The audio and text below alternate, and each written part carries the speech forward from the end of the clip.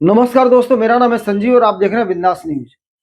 दोस्तों, supreme court के जो वकील हैं प्रशांत भूषण जी, उन्होंने जो बोला है और जो भाषण दिया है वो सुनकर भाजपाइयों में जो है खलबली मच गई है। यानी भाजपा सरकार में जो है खलबली मच गई है। जो उन्होंने आरएसएस के बारे में बोला है, भाजपा के बारे में बोला है, भाजपा के मंत्रियों के बारे में बोला है, वो सुनकर जो है उन लोगों के खेमे में जो है हड़कंप मच गया है। और ये वीडियो आप लोग पूरा देखिए, तब समझ में आएगा। जो लाठीचार्ज की सुनवाई हो रही थी सुप्रीम कोर्ट में, तो वहां पर जो है प्रशांत भूषण ने क्या कहा।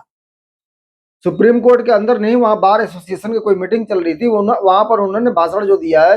इस वीडियो को पूरा देखिए और समझिए कि वो क्या कह रहे हैं। आज भी हम सुप्रीम कोर्ट में थे जहां पर इसका कि ये जो हिंसा करी गई इन लोगों के खिलाफ उस पर क्या हो, उस पर भी हम देख रहे थे कि सुप्रीम कोर्ट का आज रवैया काफ़ी ठीक था, पहले से काफ़ी बदला हुआ था।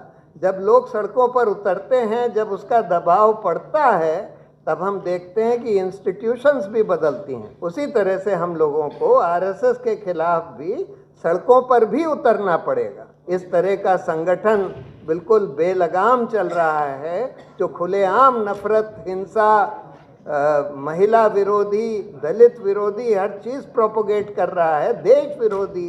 कपिल सिब्बल के यहाँ से एक कॉकरोच जनता पार्टी के साथ प्रेस कॉन्फ्रेंस में बोला गया कि एक लीगल डिफेंस टीम वो बनाएंगे जो स्टूडेंट्स वगैरह हैं उनको डिफेंड करने के लिए। हम लोगों को एक लीगल ऑफेंस टीम बनानी चाहिए जो इन लोगों को जवाब दे ठहराने के लिए, जो ये लोग अपराध कर रहे हैं इनके खिलाफ मुकदमे दायर करने के लिए और उन मुकदमों को परस्यू करने के लिए। जब तक उन पुलिस वालों को जवाबदेह नहीं ठहराया जाएगा, उनके खिलाफ केस नहीं रजिस्टर करा जाएगा, तब तक ये सिलसिला नहीं रुकेगा। उसी तरह से कि आरएसएस कैसे बगैर किसी रजिस्ट्रेशन के इस तरह से फंक्शन कर रहा है इस देश में, और ख़ासकर कर्नाटक में जहाँ उनकी सरकार है।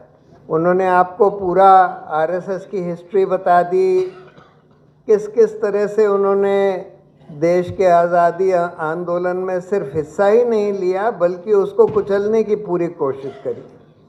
कैसे उन्होंने संविधान का बहिष्कार किया, मतलब इतनी सारी चीज़ें हैं। उन्होंने हमारे राष्ट्रीय ध्वज का बहिष्कार किया। तो इसमें कोई शक नहीं है कि बिल्कुल देशद्रोही इनका इतिहास रहा है। अपने आप को नेशनलिस्ट कहते हैं, लेकिन पूरा इनका इतिहास दिखाता है कि ये नेशनलिस्ट क्या, बिल्कुल एंटी नेशनल हैं, बिल्कुल देशद्रोही हैं। आज के कॉन्टेक्स्ट में अगर आज हम देखें कि आजकल ये लोग कर क्या रहे हैं, तो सबसे पहला काम तो इनका होता है मुसलमानों के खिलाफ नफरत फैलाना।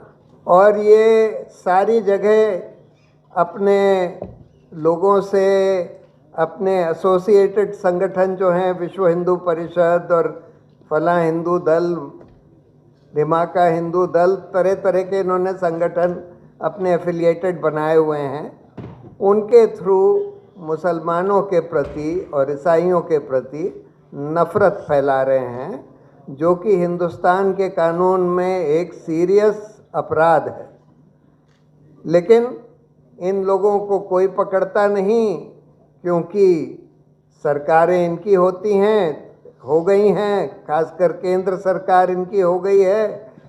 तो ये जितना भी अपराध करें, जितना भी नफ़रत फैलाएं, कोई इनको कानून के नज़र में जवाबदेह नहीं ठहराता।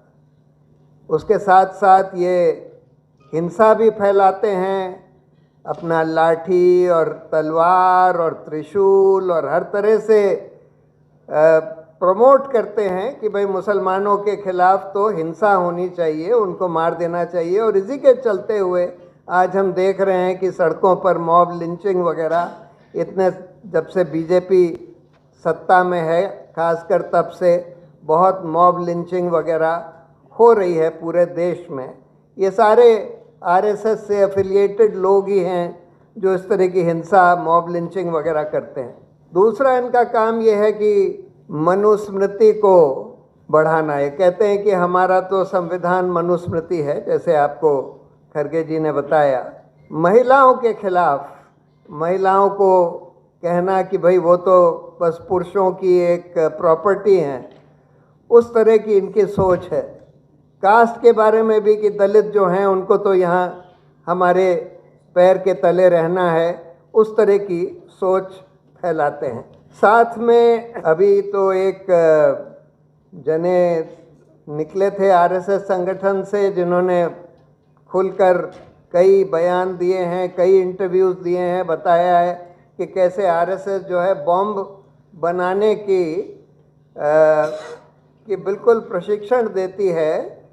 और उस समय जब मुसलमानों को बदनाम करने के लिए ये सब कोशिश करी जा रही थी, इन लोगों के घरों पर भी बम एक्सप्लोड हुए हैं और इन्होंने बाकायदा प्रशिक्षण दिया है, सिखाया है लोगों को कि तुम बम बनाकर यहाँ बम प्लांट कर दो और उसका हम जिम्मा मुसलमानों के ऊपर लगा देंगे। और ये करा भी गया है देश में। कुछ जगह पकड़ गए, लेकिन उसके बाद इनके यहाँ केस चला।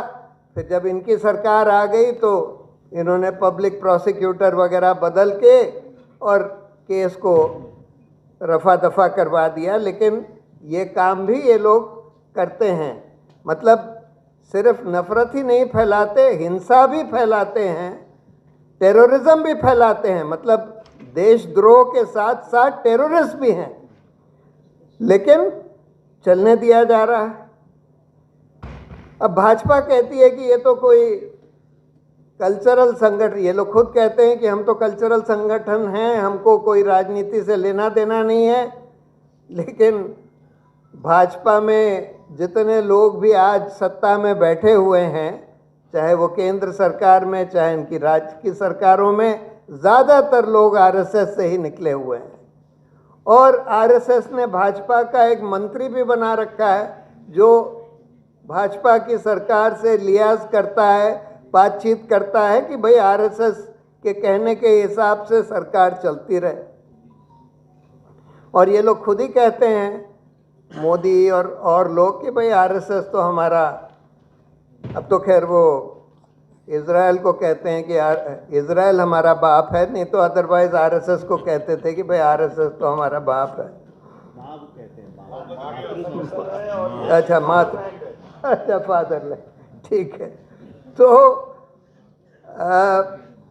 यूनिवर्सिटीज़ में अब सरकार जो है, उन्होंने यूनिवर्सिटीज़ के वाइस चांसलर्स का चयन जो है पूरा आरएसएस के ऊपर छोड़ दिया है।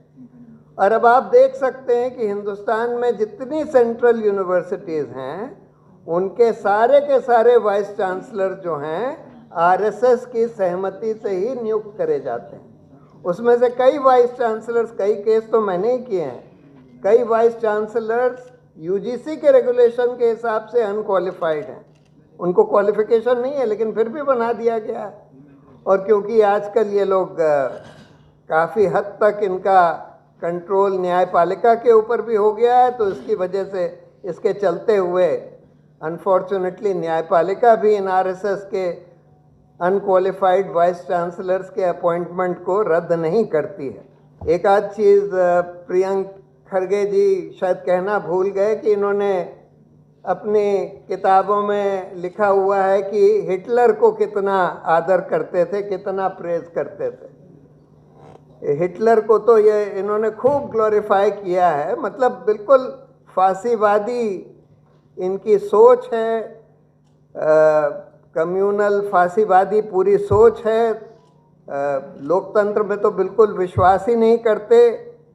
और अगर किसी ऑर्गेनाइजेशन, अगर ये रजिस्टर्ड ऑर्गेनाइजेशन होते, अगर किसी ऑर्गेनाइजेशन को हिंदुस्तान में बैन होना है तो आरएसएस को कायदे से बैन हो जाना चाहिए था। इन्होंने सिमी को, students Islamic movement of India, जो स्टूडेंट्स विंग था एक मुस्लिम ऑर्गेनाइजेशन। तो देखा दोस्तों आप लोगों ने कि प्रशांत भूषण जी ने किस तरह से भाजपा की एक एक जो है कलई खोली है और उनके मंत्रियों के बारे में बात किया है, आरएसएस के बारे में बात किया है, और आरएसएस का जो कार्यालय बना है उसमें इतना पैसा कहां से आया, नॉन रजिस्ट्रेशन कंपनी है आरएसएस जो है। तो वो जो संगठन है आरएसएस, उसका कोई रजिस्ट्रेशन भी नहीं है और वो आज़ादी से पहले की संस्था है, जबकि बहुत सारी संस्थाओं का जो है रजिस्ट्रेशन है। तो ये सारी बातें जो है प्रशांत भूषण जी कह रहे हैं। आप लोग दोस्तों कहाँ तक इस बात से सहमत हैं और भाजपा के बारे में आप क्या सोचते हैं, आरएसएस के बारे में क्या सोचते हैं, कमेंट करके जरूर बताइएगा। वीडियो अच्छा लगे तो वीडियो को लाइक कीजिए, शेयर कीजिए, सब्सक्राइब कीजिए। धन्यवाद।